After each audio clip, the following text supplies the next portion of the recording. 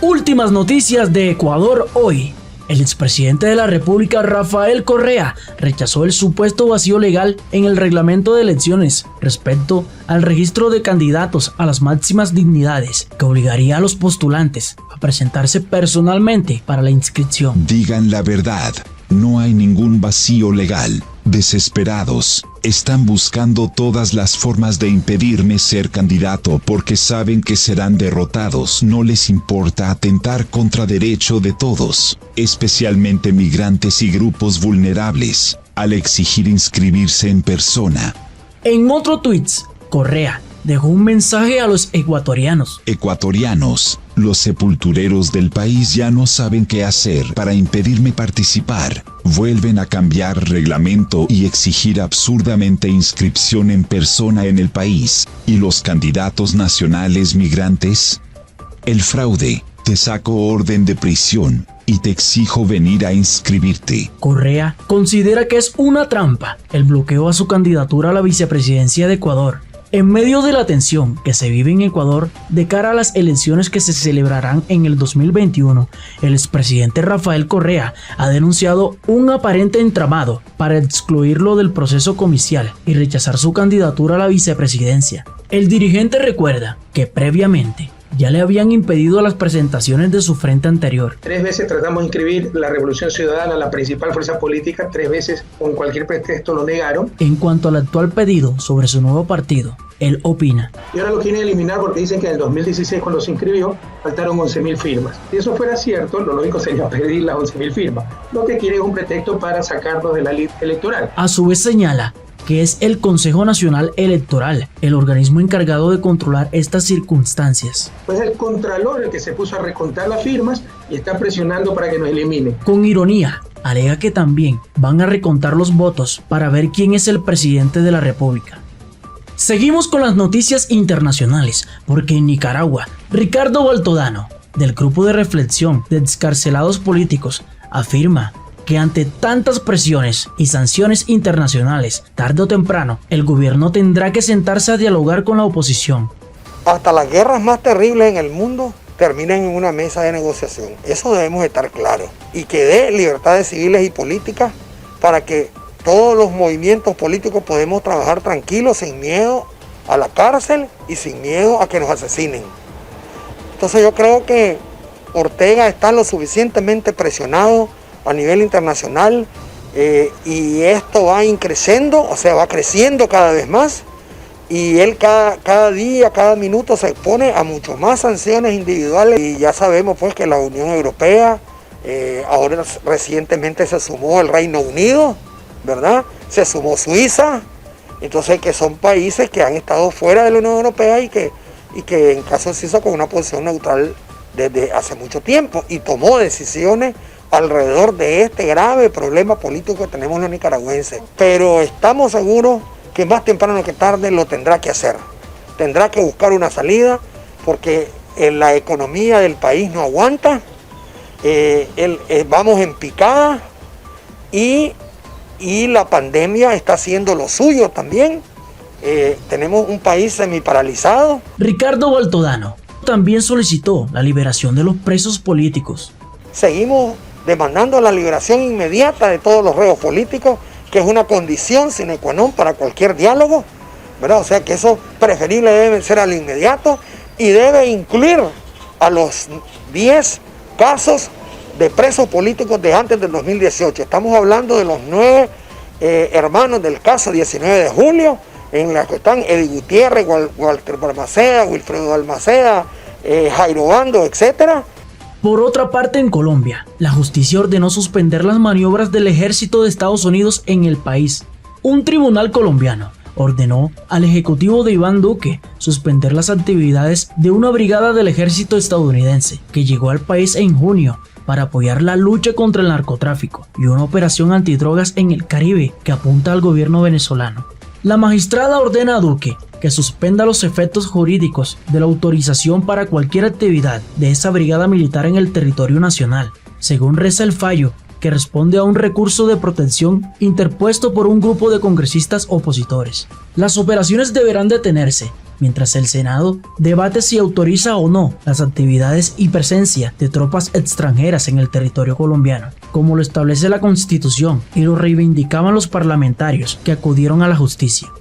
De acuerdo con la sentencia divulgada, además, dispone que el presidente entrega a la Cámara Alta toda la información sobre el ingreso, llegada y permanencia del medio centenar de unidades especiales del contingente asistente de fuerzas de seguridad. Se desconocen las actividades que han ejecutado estas unidades desde su arribo a principios de junio, aunque el gobierno asegura que ejercen un rol de asesoramiento y apoyo. El fallo de primera instancia puede impugnarse ante el Consejo de Estado, el máximo tribunal del contencioso administrativo. El ministro de Defensa, Carlos Holmes Trujillo, anunció que el gobierno lo refutará. La cooperación internacional es fundamental para fortalecer la lucha contra el narcotráfico, dijo en un audio enviado a periodistas. La oposición al mandatario colombiano en el Congreso rechazó la llegada de las tropas estadounidenses desde que el gobierno de Duque y Donald Trump hicieron el anuncio a finales de mayo. Los congresistas lo consideran una violación a la soberanía y a las funciones del Senado, así como un potencial detonante para un conflicto bélico con Venezuela, con el que Colombia comparte 2.200 kilómetros de frontera. Me complace enormemente que la justicia en Colombia restaure nuestros derechos y nuestra soberanía. Esperamos que el Congreso esté a la altura y que niegue esa presencia invasora y hostil en nuestro territorio, dijo el senador izquierdista Iván Cepeda, uno de los impulsores de la acción judicial. Bogotá y Washington aseguran que los militares estadounidenses se limitan a asesorar y apoyar acciones contra el tráfico de drogas, ejecutadas únicamente por las Fuerzas Armadas colombianas. Por ello, el gobierno local argumenta que la llegada de la brigada no debía ser autorizada por el Senado. Además, han dicho que la misión de estas fuerzas estadounidenses también respaldará la operación antidroga del Caribe anunciada por Donald Trump. La ofensiva, según Washington, tiene la mira puesta en el gobierno ilegítimo de Venezuela y es respaldada por Colombia y otras 25 naciones americanas y europeas. Trump lanzó la campaña por la supuesta colaboración de Nicolás con narcos colombianos para enviar cientos de toneladas de cocaína a Estados Unidos. Nicolás, que se mantiene en el poder con el apoyo de los militares, China, Rusia y Cuba, la considera una escalada contra su país. Además, acusa a Colombia y a Estados Unidos de impulsar una intervención en Venezuela, una opción evocada en el pasado por Washington. Duque apoya la presión de Trump para sacar del poder al gobernante socialista y junto a otro medio centenar de naciones, reconoce al opositor Juan Guaidó como presidente interino de Venezuela. Mucha atención, Venezuela. Estados Unidos se prepara para incautar carga de 4 tanqueros iraníes que van rumbo a Venezuela. La ejecución de una orden de incautación aprobada por un juez federal de Washington contra los 4 tanqueros iraníes requerirá la ayuda del poderío naval norteamericano en alta mar. Agentes del Departamento de Justicia en coordinación con las fuerzas militares de Estados Unidos se preparan para lo que será un momento decisivo en la lucha de Washington para asfixiar al gobierno de Nicolás, interceptar y confiscar 4 buques petroleros que presuntamente transportan un estimado de 1.1 millones de barriles de productos petroleros, principalmente gasolina, con destino a refinerías de Venezuela. Los fiscales federales de Estados Unidos, liderados por la fiscal Zia Faruqui, tratarán de realizar la operación de confiscación que ya ha sido autorizada por un tribunal de Washington. Un total de 4 tanqueros que navegan hacia Venezuela llevan 1.1 millones de barriles de gasolina suministrados por el país persa, valorados en unos 33 millones de dólares. La orden de incautación fue emitida por el juez del Distrito de Columbia, James Wasberg, que ordenó el decomiso del combustible transportado en los buques iraníes Vela, Berín, Pandi y Luna.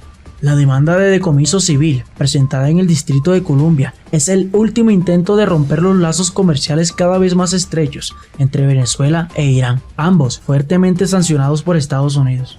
La administración Trump ha estado aumentando la presión sobre los propietarios de barcos para que cumplan con las sanciones contra los adversarios estadounidenses. En relación, Irán rechazó la orden de incautación. Cualquier intento en alta mar de evitar que Irán participe en el comercio legal con cualquier país que escoja será un acto de piratería pura y simple, dijo Alireza Miryoussefi, vocero de la misión de Irán ante la ONU. El vocero, sin embargo, se cuidó de referirse a las acciones de retaliación que emprendería Irán si se produce el decomiso. En mayo, Nicolás dio la bienvenida a Venezuela a 5 petroleros iraníes en lo que él anunció como una victoria contra el imperialismo estadounidense. Venezuela no refina suficiente gasolina a pesar de tener las mayores reservas de crudo del mundo. Sin embargo, la gasolina ya parece haberse agotado. El gobierno de Nicolás ordenó una nueva cuarentena radical, presuntamente para paliar la escasez de gasolina que vuelve a agudizarse. Según expertos, la interceptación de buques petroleros en alta mar implica el uso de la fuerza militar. El país iraní ha advertido en el pasado que reaccionará proporcionalmente si Estados Unidos detiene alguno de sus buques. El año pasado, fuerzas militares inglesas detuvieron a un buque mientras atravesaba el estrecho de Gibraltar bajo control británico por petición de Estados Unidos, citando violaciones a sanciones europeas, ya que el buque iba dirigido al país sirio. El barco circulaba con el nombre de Grace 1 y tenía como destino el puerto de Kalamata, en Grecia. Se mantuvo detenido por 6 semanas hasta que la Corte Suprema de Gibraltar permitió que continuara, tras asegurarse de que la carga no iba a llegar al país sirio. Llamativamente, el barco que entró a Gibraltar bajo el nombre de Grace 1, aparentemente para ocultar sus vínculos con el país persa, salió del puerto bajo el nombre de Adrian Daria 1. Originalmente, el destino del barco era Kalamata, Grecia, pero debió cambiar de destino a Mersin, Turquía, luego que Grecia se negara a aceptar el buque por temor a violar sanciones europeas. Pero 2 semanas después de la detención del tanquero en Gibraltar, el país persa detuvo en represalia una embarcación británica, el Stena Impero, mientras atravesaba el estrecho de Hormuz 2 semanas más tarde. La Armada norteamericana tiene presencia en el estrecho de Hormuz y podría mover más embarcaciones de guerra para proteger naves de posibles ataques del país persa.